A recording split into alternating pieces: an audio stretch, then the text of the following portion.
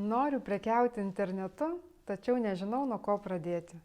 Šią frazę dažnai girdžiu iš esamų ar būsimų verslininkų. Paskui ją vienas po kito seka daugybę klausimų.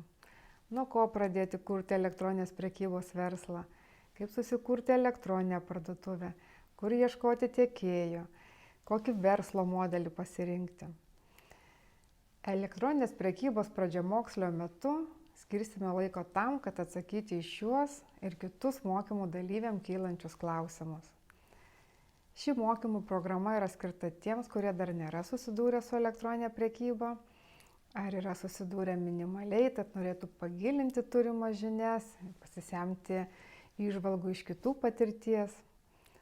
Aš esu Alma Užusienė, elektroninės prekybos konsultantė, coachingo specialistė ir šių mokymų lektorė. Mokymų metu smulkaus ir vidutinio verslo atstovus siekiu kuo artimiau supažindinti su elektroninės prekybos virtuve, visų pirma apžvelgiant visą paveikslą, kad būtų galima susidaryti kuo aiškesnį vaizdą, kokie darbai ir procesai laukia. Mano tikslas – suteikti pagrindus, kurie padėtų tinkamai pasiruošti elektroninės prekybos startui. Šie mokymai yra nuotoliniai, jie vyksta internetu 3 vakarus Zoom platformoje.